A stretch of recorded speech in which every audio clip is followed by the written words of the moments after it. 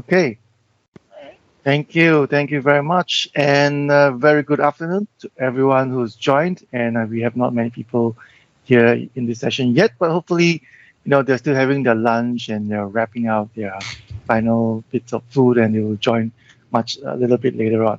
So welcome once again to the aMS Southeast Asia 2021. A big shout out to our sponsors for today. This event would not have been possible without them. So big thank you to all our sponsors to bring us this event. And of course, excellent work by our organizers as well, for putting this together and really hope that, this is going to be a great session and overall a great event as well. So you must probably know by now there's a quiz that you can win prizes. So do take a moment to scan that and then submit the answers, and you have until midnight tonight to answer those questions. And if you stay throughout the presentation to the end of this presentation, I'm going to give you some tips or hints, right, to how you can answer the two questions that we have for this particular session, right? So do look out for that as well. So what are we gonna talk about in this afternoon and this first session after lunch is managing Teams Android devices. And as you know, Teams has been seeing explosive growth, over the last year, and especially after the pandemic started. In fact, Teams is now the most popular Teams meeting platform in the world today, bar none. And as people are starting to go back to the offices, you see that happening in Singapore and in US, many parts of the world. The growth of hybrid work is really becoming a reality today, where you have big portion of the company that's working from home, but as well at the same time, big company of the workforce is going to join from home, right? So, and because they're all using Teams, right, you're very likely going to be coming across Teams Android devices. These are so popular right now, and so prolific in the environment, whether you're working from home or especially if you're working in the workplace, you're bound to actually come into contact with some Team Android device of one form or another. So if you're an IT pro that may be already managing Teams Android devices today, or you will be managing that in the future, you're going to get a lot out of this session on how you can manage these devices. Now, I covered the deployment of these devices in the last aMS last year. So this year, I'm going to cover how you actually manage these devices. So again, if you have any questions at all, do feel free to put them in the chat. I will answer as many questions as I can. So objectives for today in this afternoon is it's threefold, right? First, we're going to look at how we can leverage the Teams Admin Center to manage all of your Teams Android devices. And then learn how to use a little bit more advanced stage, learn how to use conditional access to securely sign into those Teams Android devices, right? And of course, understanding how to use the Endpoint Manager to manage them or otherwise known as Intune. So conditional access and Intune work hand in hand, right? But do take note that conditional access requires the Azure Active Directory Premium P1 license or higher. And that is included in the Microsoft 365 E5, right? But it's not included in Office 365 E5 or E3 or E1. Endpoint Manager or Intune is actually included with the E5 security, right? Security and mobility licensing, right? Or E3 for security mobility licensing. Or the best way to get it is actually using the Teams Room license, the Teams Room standard license, or the Teams Room premium license. Right? Teams Room standard license is only $15 a month. It gives you everything you need to run the Teams Android device, plus it gives you Intune as well. Right? So that is the licensing part to take note of. So throughout the presentation, you're going to see the different icons, right? And some of the features or management capabilities that we're talking about will be applicable to some or all of these devices, so depending on what they are. So as you can see, there are four main categories of Teams Android devices. There are phones, there are displays, there are rooms, and then there are panels, right? And we'll look at each particular management aspect and then look at whether it's applicable to these devices or not, right? So we're covering the whole holistic view of all the Teams devices. So let's just recap what we're going to talk about today. What are the devices that we're talking about today? Well, for the personal space, that means something that you use in your home office or as a personal device. We have, of course, the first three on the left, which are headsets, speakers, webcams, monitors. Now, these are typically just USB devices, right? They do not have any operating system running on them, so it's not considered as a device that we'll talk about today. What we are talking about today are those two on the right, which is the first one you see there are the Teams Android phones. Right, these phones come in different forms and different sizes and different capabilities, but they're all running Android, right?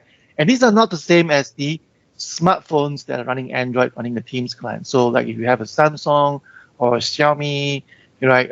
This is not the kind of phones we're talking about. These are the Android devices, phones specifically meant for Teams, and they run nothing but Teams in there, right? And these are what we're going to look at how to manage, as well as the Teams displays. These are more like personal devices that you will put, at your desk or at home, and it will help you to conduct your Teams meetings. So these are the personal devices that we look at managing. And of course, these shared devices as well. These are when you go back to the office. These are some of the devices that your company may or will be using for meeting rooms. So this includes things like your meeting bars, your collaboration bars. This comes with built-in cameras, microphones, and speakers, all built in with a touch panel to control the device. And again, they're all running Android. So we look at how we can manage all these devices. Okay, so this is what really this session is all about. And like I said, as we go back to the office, starting to go back to the office, you're really going to be, probably, very, very likely going to be encountering one or more or many of these devices that's in your office. And you may not be managing them today, but you very likely, if you're an IT pro, you may come across having to actually play a part in managing some of these devices. So what you're going to learn from this session will definitely be very helpful. So before we go into the management itself, I promise to talk about some of the security considerations. And these always come up every time you want to deploy these devices or you're having some problems starting to build some of these devices in your environment. And these are obviously as you can see on the screen, firewalls and web proxy considerations. Right? These always come up in a lot of the IT discussions, especially with your security teams. So they want to know what are the requirements and how they can secure these devices in the network. So first of all, firewalls are absolutely, supported, right? They are actually almost mandatory for almost every single organization.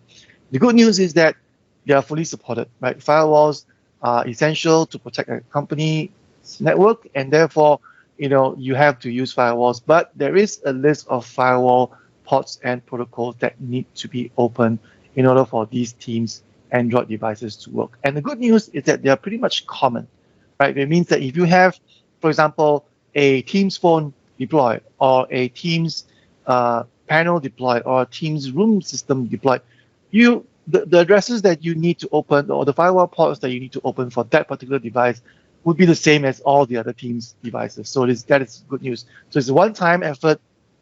You open it up one time and you're done, right? But you do have to open up everything that is required in that particular URL there.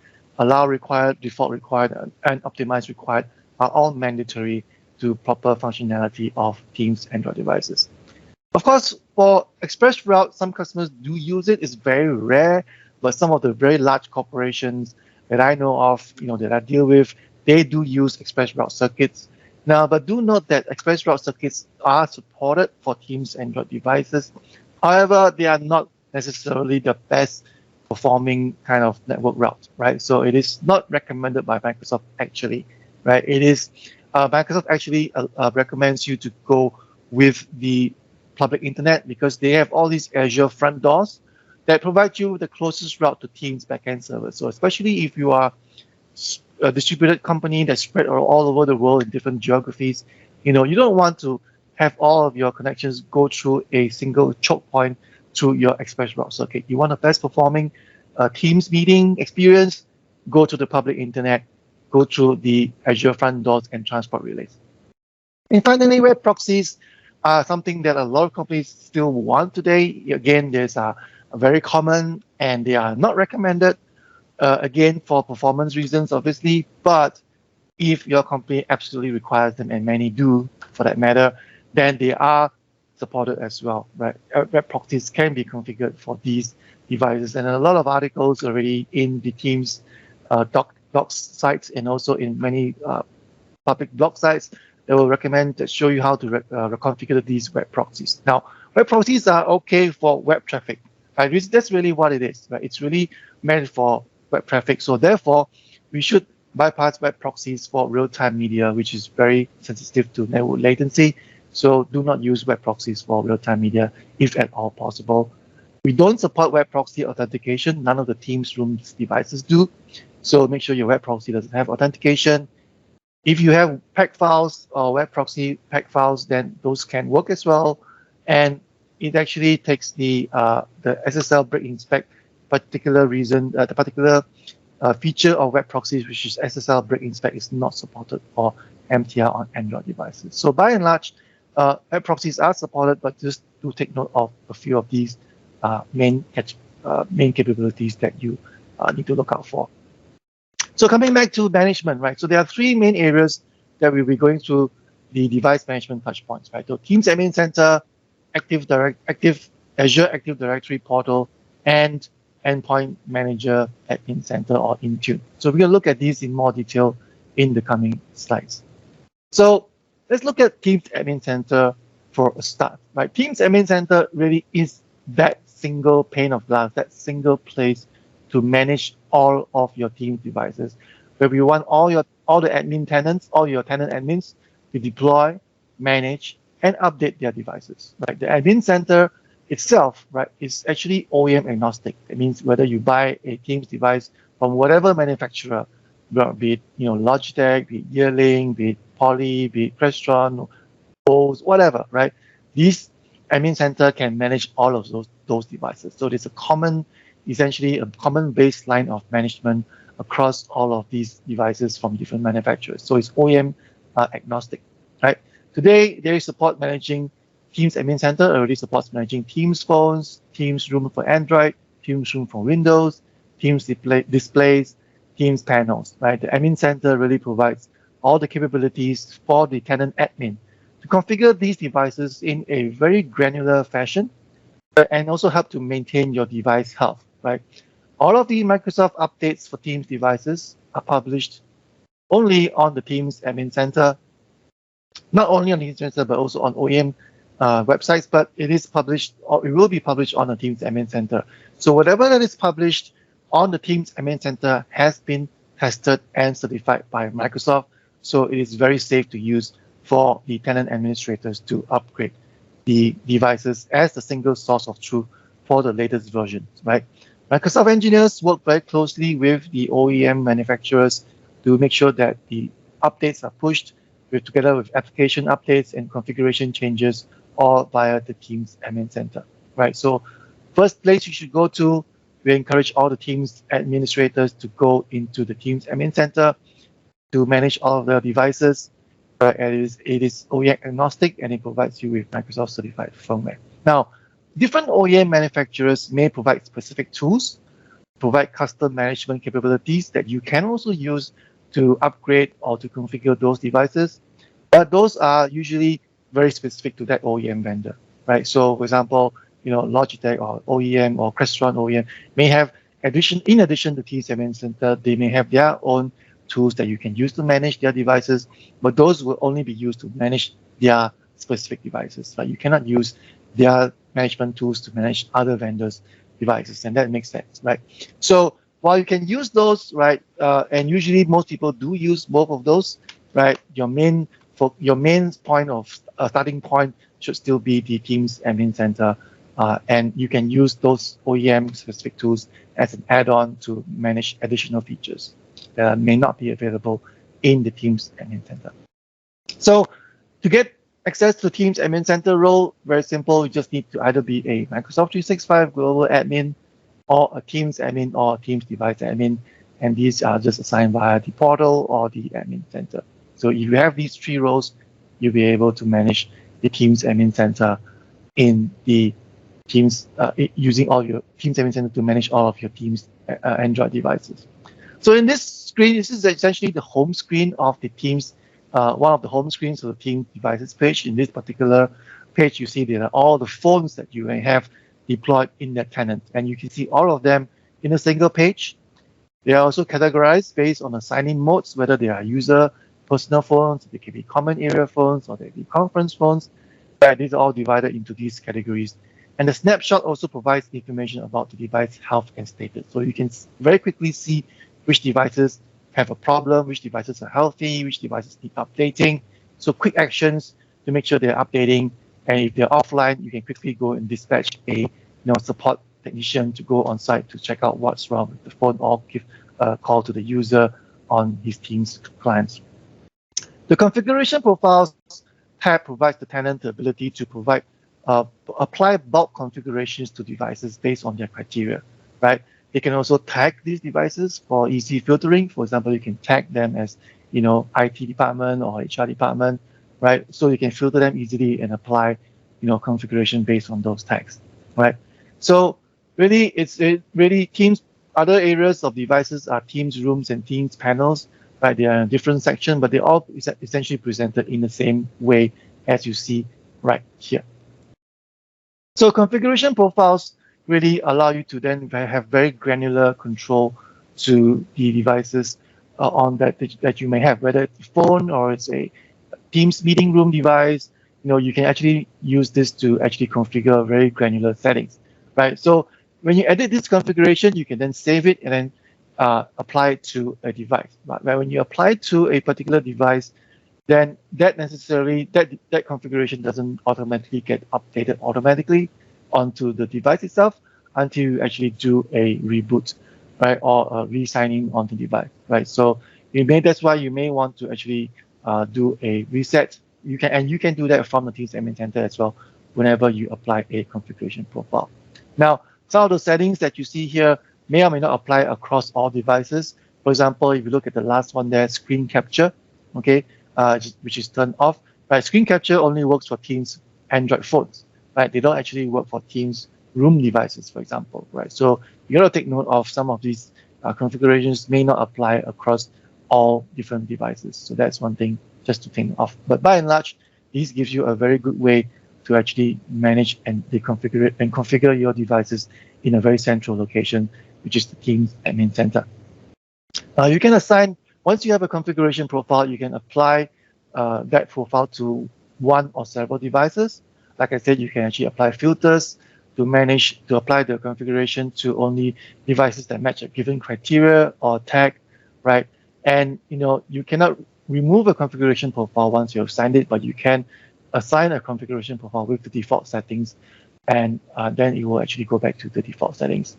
Or you can, if you do a hard reset of the phone or factory reset of the phone or the device, then you will get the back to the factory default settings as well.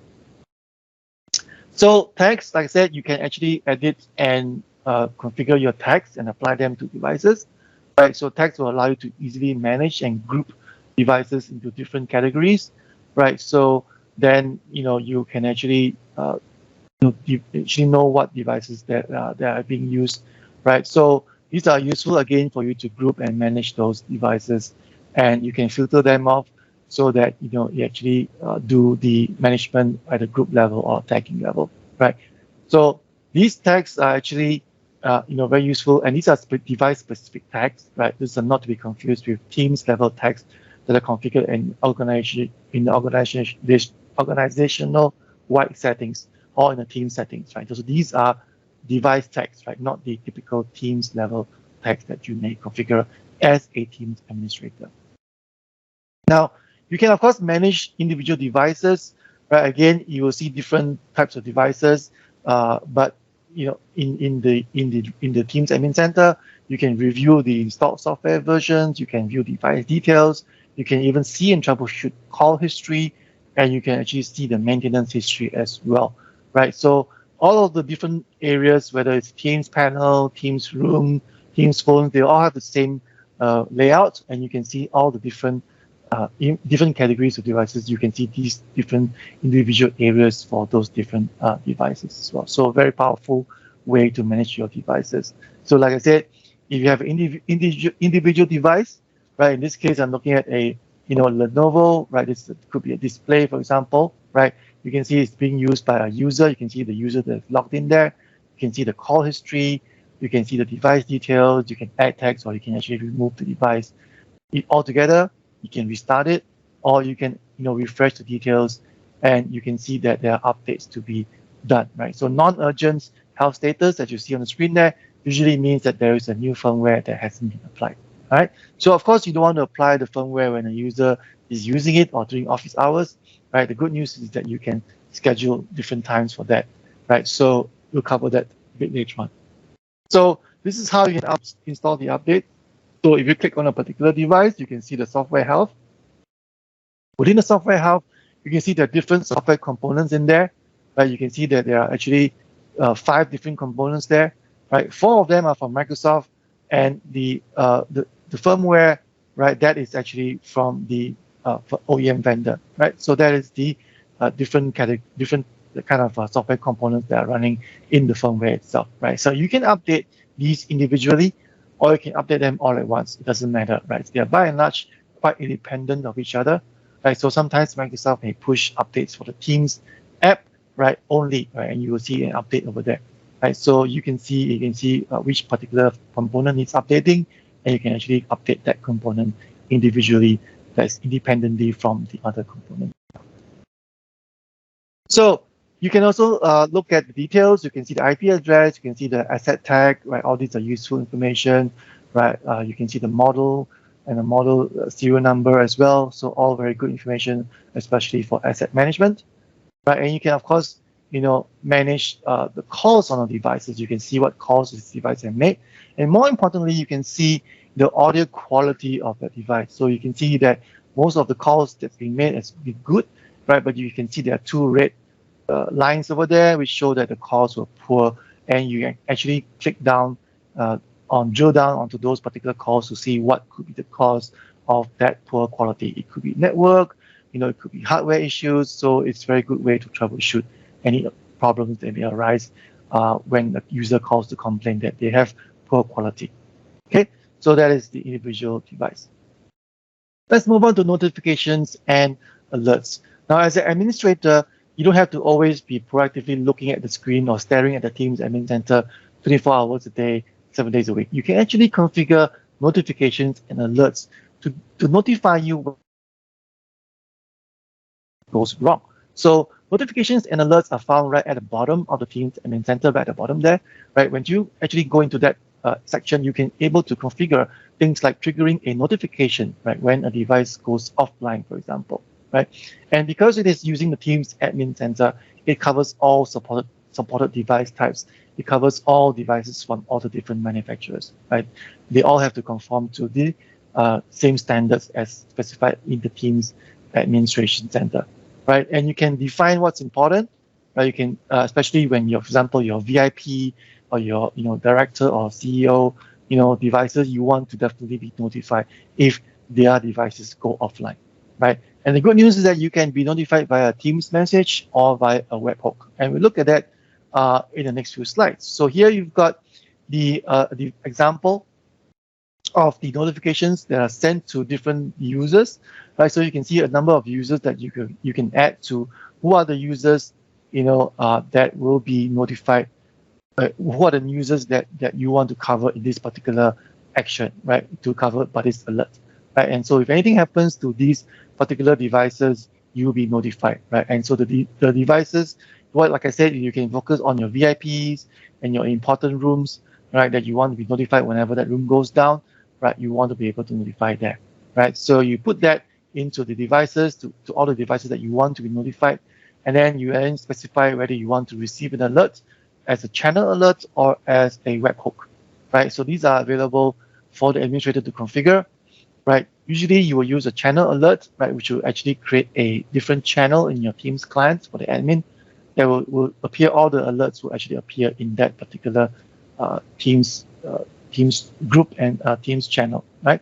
And also you can also configure a webhook, right? And that will actually send a particular JSON payload. So you may want to integrate this with your third-party management alert systems or your, other any kind of third-party services that you want to be notified, it will actually send a JSON alert to the webhook that you specify there, so that you can actually take advantage of the alert in a different management system, for example, right? So on the Teams itself, you will see under the Teams page, as an admin, you will see admin alerts and notifications, and you can be able to see all of the notifications in that meeting alerts channel itself, right? So this Teams team, this admin alerts and notification team, will have all this information in there. So as an administrator, I will actually monitor this particular channel, right? So here I can see, for example, here it actually shows you that this particular device of Adele Vance has become offline. So if Adele is your CEO, then straight away you want to do something about it, okay? So how do you update these devices? And here is the thing, right? So this is one of the quiz questions. So do pay attention, and this will give you a hint on how you can answer these questions. So you can update the device, the firmware of the device using the Teams Admin Center. And as I mentioned earlier on, when you use the Teams Admin Center, you are assured that that particular firmware is a Microsoft certified image, right? And that Admin Center is OEM agnostic, so it applies to all different device manufacturers as well.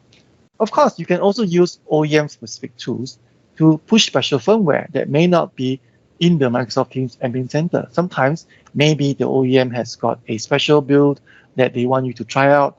For example, if you want to join their beta program, right? Or, for example, they may push out a firmware faster, or they may be going through certification with Microsoft, but they can't wait and they want to push it out using their own tools.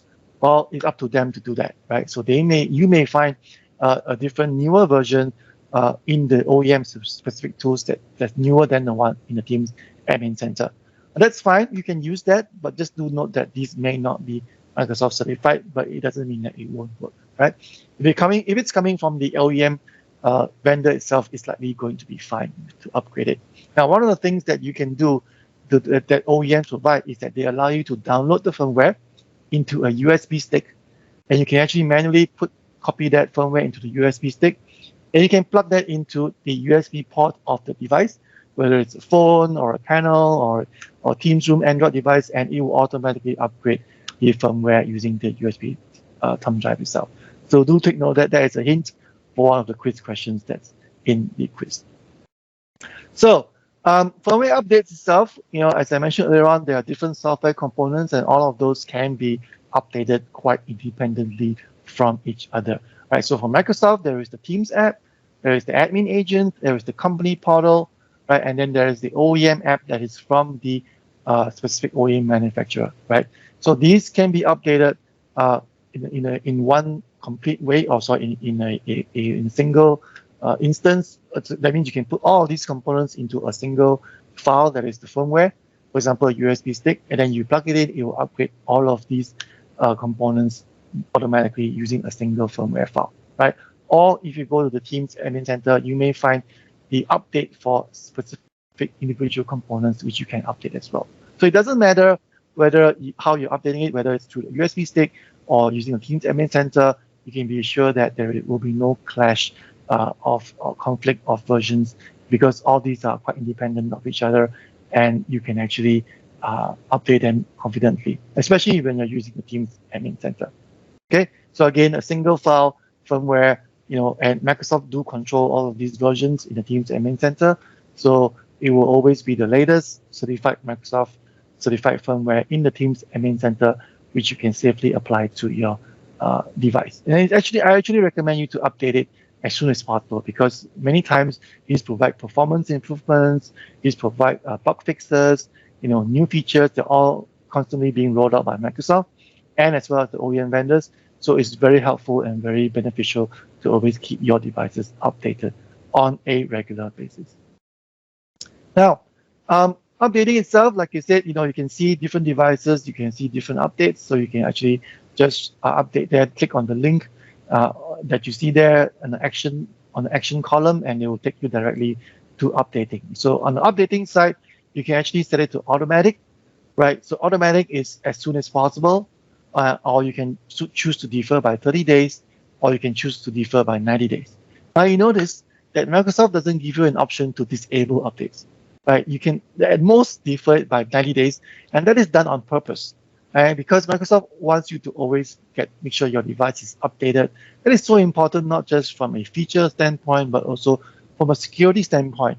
Right? Many of these devices are running Android, and being a software that's publicly available, there are always chances that there are security fixes that are being rolled out. So you cannot delay them by more than 90 days. Right? You have to keep them updated.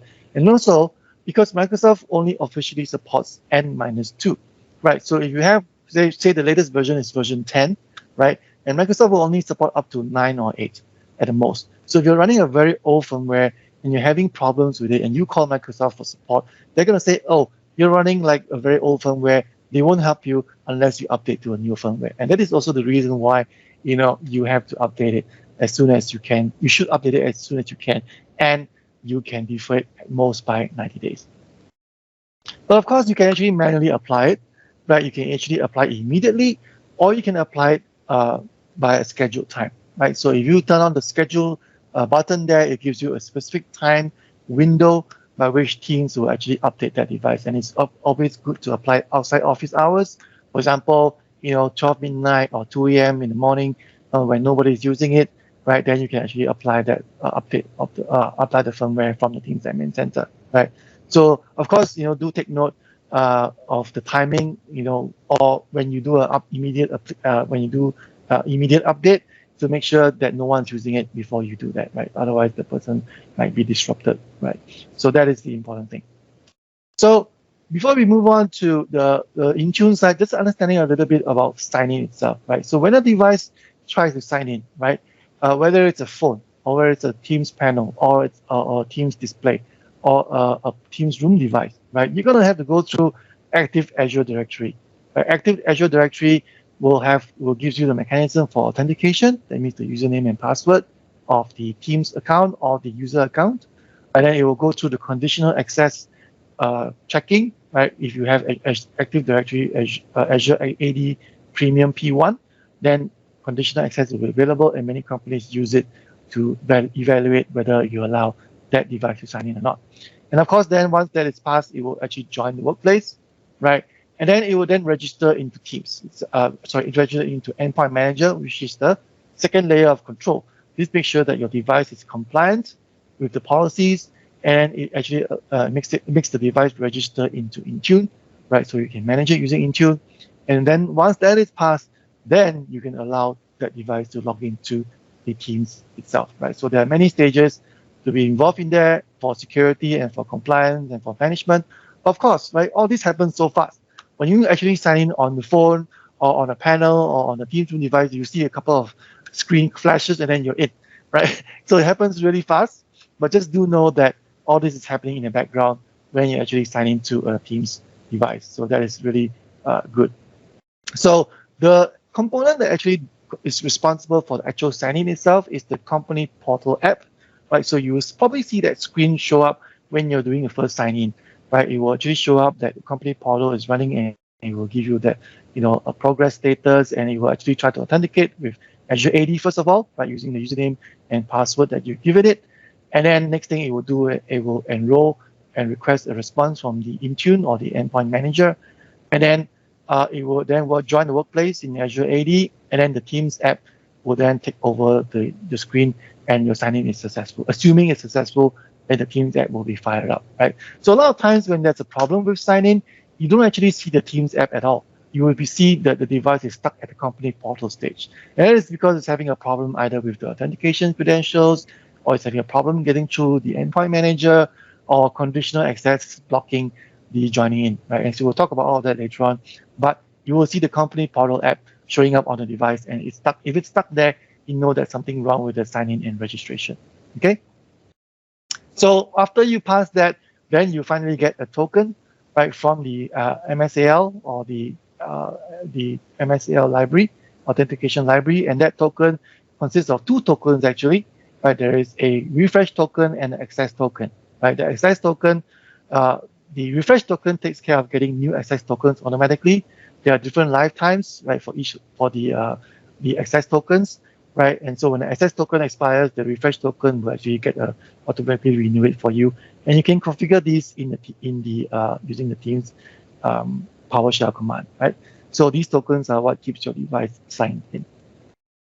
So authentication itself, there are a couple of things to take note of. There's identity, which actually covers things like your user principal name, what display name you see on the device, whether your device is discoverable in your address book, what kind of account type it is, whether it's a shared account or a personal account, and it also determines the licensing. So what kind of license you apply to the identity will determine what kind of features it has. For example, if you have a phone, right, you want to apply your E5 or your PSTN calling license to that device, or the phone system license to that device, right? If you don't apply that, then you don't have the ability to make calls, right? So that will make the phone rather unusable because you can't actually make PSTN calls, right? So these are the one important things to know of on the identity itself. From an authentication standpoint, you want to take note whether your on-prem is supported for on-prem, also for Azure AD. We do support the conditional access evaluation to make sure that you meet those conditions before we allow you to sign in. Of course, it includes password management and session controls like your tokens itself, right? From a management standpoint, you look at the security, the health, what features it actually gives to that particular device. You can use the configuration profiles, like I mentioned earlier on, to configure the device and the policies that you can put that to it, whether it's a Intune policy or conditional access policies. These are all part of the management side of things. And of course, ultimately the user experience, and all these things will be affected depending on what kind of things you configure. So we'll look at all this in greater detail in the coming slides. But for the like I said, for authentication, we support on-prem account that's created on-prem on your on-prem Active Directory. So you just need to have AAD sync to synchronize your on-prem AD to your Azure AD, and you use your ADFS to do your sign-in, right? If you're using Azure AD itself, then there is no need for any on-prem equipment. Everything is cloud-created, cloud-based, right? That there is no on-prem AD. You don't need to have Azure AD sync. You do not need to have ADFS, right? Conditional access will allow you to have control what kind of devices are allowed to access to your tenants, right? And based on your signals, such as your IP address, your device types, and we'll go into a lot of detail later on. And you can also use conditional access to configure multi-factor authentication as well, right? Of course, passwords, right? You must be kept secure, and essentially, one of the things that you need to do to take note of is for common area devices, such as common area phones. For example, your phones in your pantry or in your meeting rooms, you want to set to passwords to never expire, right? Because when you have the expiry date for those passwords, then the common area phone can't be used, and then somebody may want to use the phone, but they can't use it because the password expired. So Microsoft actually do recommend you to set password to never expire for these devices, and these are not devices that you can actually sign in as a normal user as well. It is actually locked down to be a common area account, right? And Teams Room as well, the user can't actually use it for browsing or any kind of purposes. These are purpose-built specific devices for calling or for meetings. So it's actually quite safe to have passwords not expire for these particular devices. And where applicable, enforce multi-factor authentication. So for example, the Teams phones and Teams Room devices, Teams displays, they all support multi-factor authentication. So if you have that configured, it's safer, another additional layer of defense for your organization. So I'm going to run through this fairly quickly, right, because in the interest of time. So conditional access essentially is really allows you to actually assign users. Who do you want to assign for conditional access? You can then define what conditions you want, apply that condition to specific clouds applications, right, or all cloud applications or specific applications, and then you can apply the access control, whether you want to block or to grant, or you want to require multi-factor authentication, or you require Intune compliance. So assignments can be users or groups, right? But for the most parts in devices, we are actually applying to the users, right? So users, there are different conditions that you can use. So user risk is one of them, signing risk is another. But for most parts, the condition-wise for the devices will be the device platforms, right? So it enables the targeting of that condition to, or the conditional access rules to specific device platforms. So whether it's just Android devices or iOS devices or Mac or Windows or Mac devices. Now, when you use the Android device platform, this applies to your smartphones as well. So if your company has Teams Android devices like Teams Rooms or Teams Panels or Teams Phones, they are treated as Android devices just like your Samsung smartphone or your Xiaomi smartphone. Okay, so therefore, you have to be careful that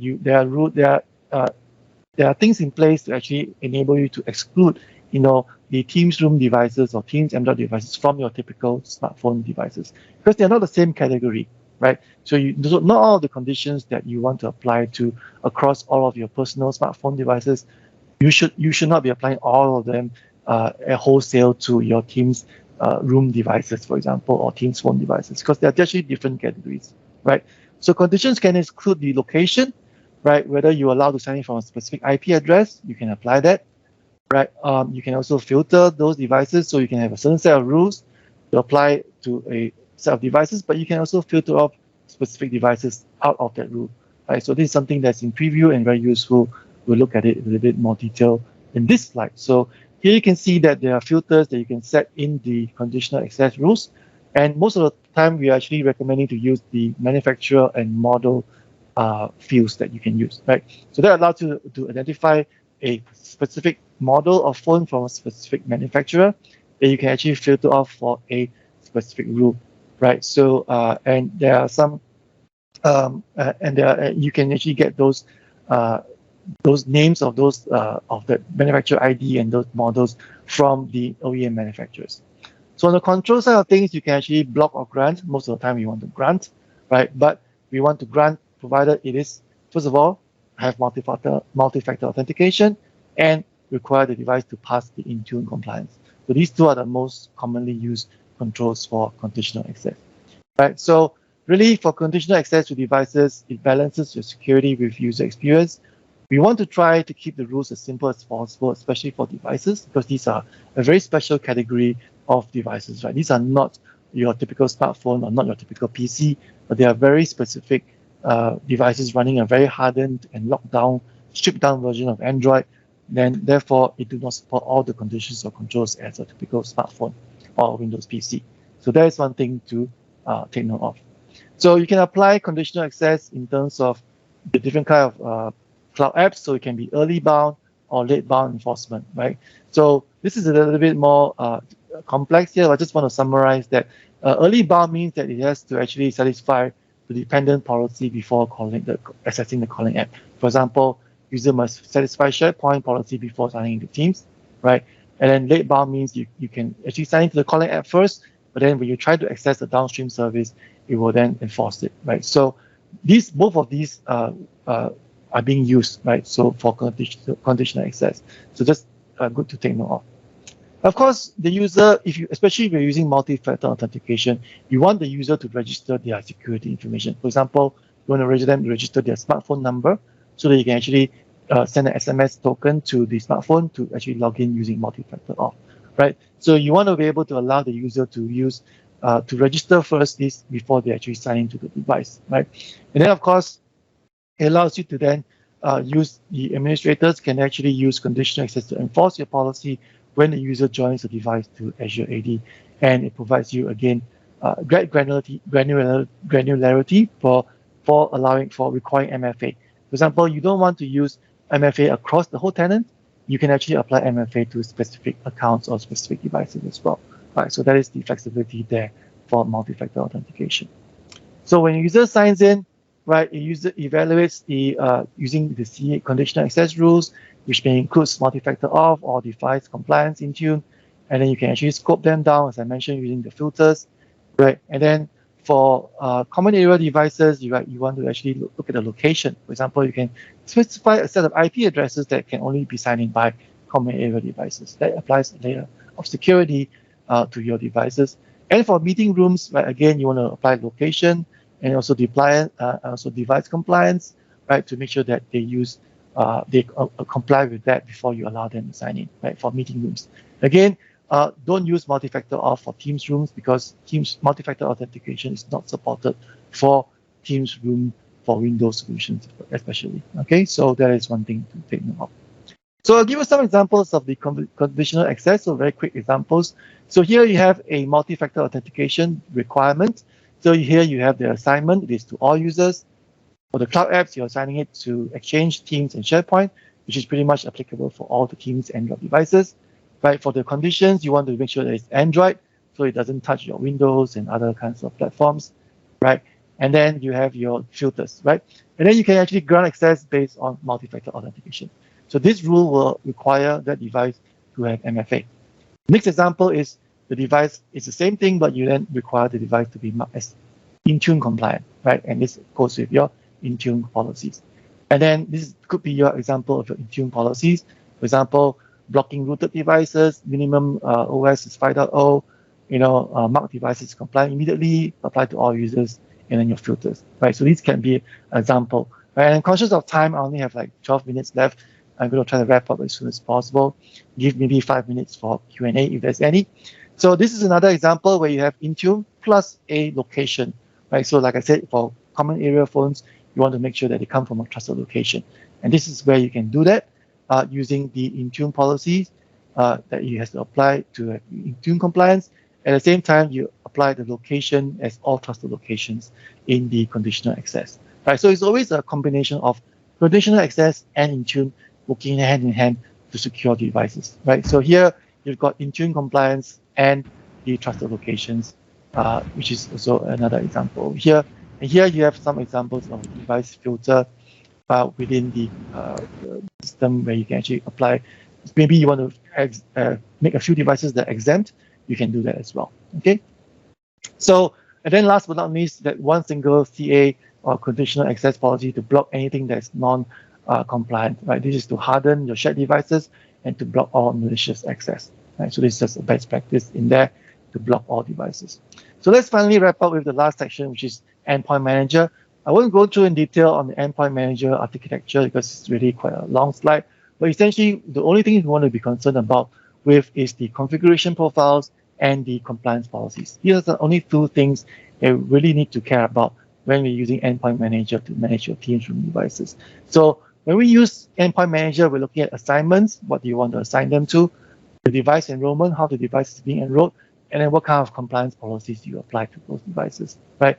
So assignments, as you know, can be used in groups, but for Teams devices, we want to apply them at the device level, right? So you want to basically do device enrollment rather than user enrollment or group enrollment, right? So, and the Android enrollment is done by the company portal, right? And that is actually the device administrator profile, right? Device administrator is actually Android device administrator is what's being used to enroll the Intune, right? These services do not run Google Play and they run Android open source versions, and the firmware is all built by the OEM manufacturer, right?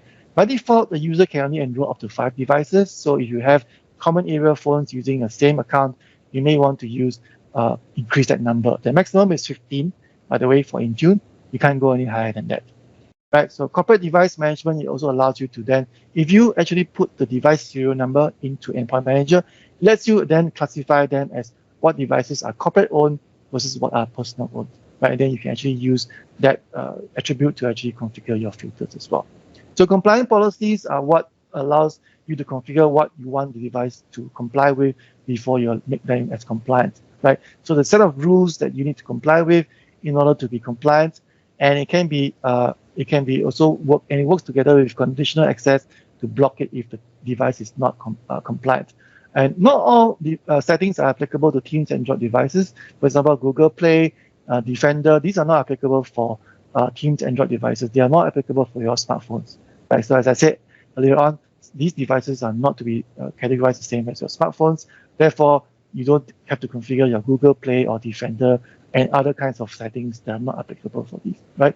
So we use the filters to ensure that we apply policies to make sure to applying to the right device types. That is what the filters are for, right? So assigning filters is very simple. You just need to specify a device model. This is an example. For example, you put a device name there. You can then actually assign a policy and then specify a filter. Then when your device logs in, it will check the filter whether to apply or don't apply that particular device to this particular assignment, and then they see the results from there. So again, very straightforward. You can do all that using the endpoint management configuration manager.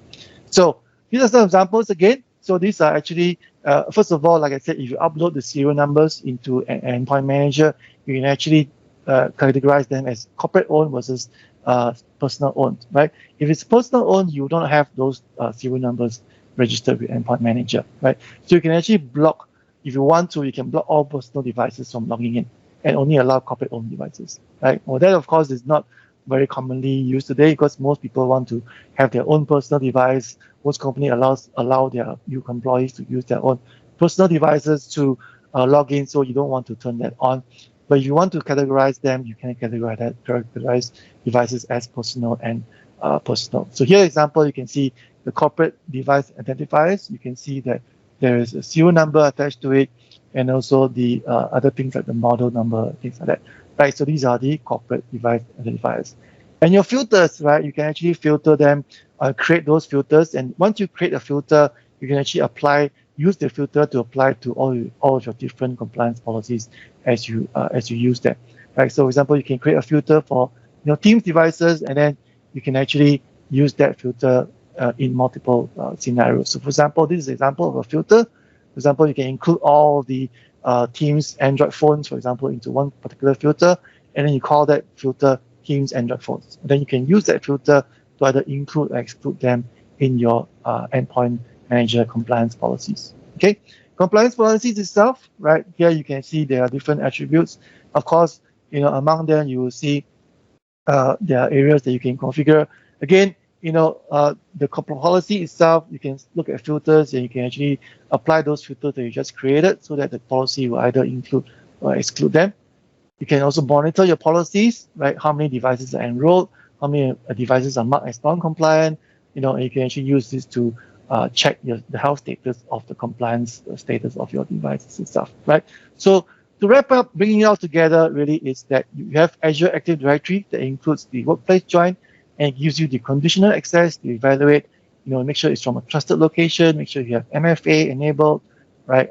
And then you have works together with Endpoint Manager to make sure your device is compliant with the Intune policies before you allow the device to actually register to the device. So again, do take note of that is that your Teams Android devices, whether it's panels, room devices, phones, or Teams displays, you need to actually treat it differently from your typical Android smartphones, right? And so really you should have, and that's why you have all these things like filters and scoping and categorization in order to actually apply your policies to those devices, right? Because like I said, once you have an Android policy, it will apply to all Android devices, including smartphone and your Teams Android devices. So you want to be able to make sure you apply the correct policies or exclude your devices from those specific policies. All right. So really, that's really just to summarize. Again, we've learned in this session how you can leverage Teams Admin Center, and that is if you learn anything at all, that will be the most important thing itself, which I spend the most time on, which is the Teams Admin Center, your one-stop shop to manage all of your Teams devices, right? And then I covered briefly on how to use conditional access and then endpoint manager together to provide a more secure sign-in environment to your Teams devices. So I hope this has been helpful to you. And I've come to the end. I have left 5 minutes for perhaps Q&A. I hope you have learned a lot from this session. And again, I covered some of the some of the things. If you have paid attention during the whole session, you have no problem answering the quiz. And I wish you good luck for that. If you haven't joined the quiz, just make sure you scan that. You have until tonight, midnight, to actually answer those questions.